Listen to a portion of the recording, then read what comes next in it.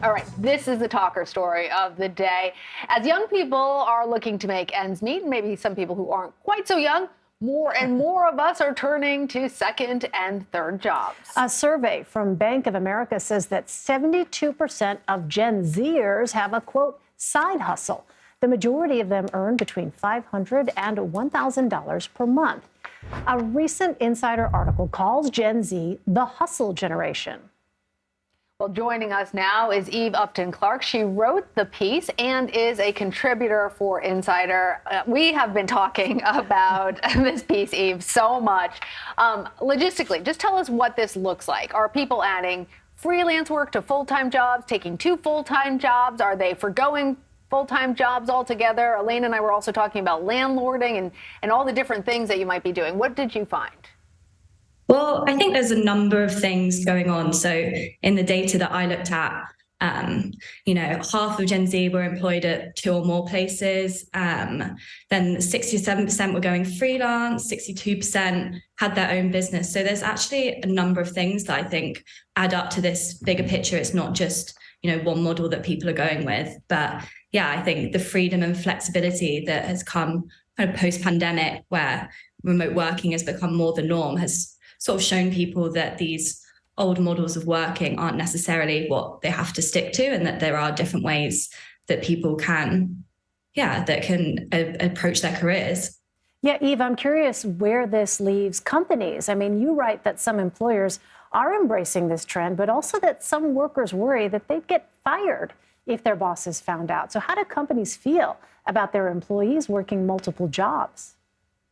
Yeah, so it's interesting. One of the main sources that I spoke to in the piece, her employer I think she works full-time at an advertising agency, and her employer is well aware of her side hustles and is very supportive of that. I think, the traditional way of looking at it is that, it would be a distraction. Obviously, a lot of employers wouldn't like the idea that their employees are investing their time and energy into these other projects. But actually, if you sort of flip the script and think of, the skills and experience that people are gaining, particularly at the beginning of their careers, that they can then invest back into their full-time job and maybe branch out and add some more strings to their bow. Can I just follow up really quickly? Because Eve, this was something interesting that you go into a bit of detail about in your piece, is that because these side hustles oftentimes basically make people feel better, because they're able to sort of channel creative energy and whatnot into these other things, they actually bring that feeling to their regular day jobs, benefiting employers. Did I get that right? Yeah, exactly. So it's being able to invest in time into your passions, and, maybe someone is interested in photography or interested in writing, and then they could do the social media at their company, or, write the newsletter. So there are ways that employers can look at this as a positive, not necessarily as a negative. Eve, I'm just completely fascinated by this and have so many questions on it. But the number one question I really have is why? Why are people doing this? Is it because Gen Zers are trying to meet these long-term financial goals, like buying a house, working towards retirement? Or are people doing this because they feel like in just having one job, they're not going to be able to make ends meet? Yeah, I mean, obviously, there's going to be multiple answers. There are going to be multiple reasons dependent on the case. But I think that obviously financial reasons is going to be part of that picture. If you're having multiple jobs, you're going to have multiple streams of income.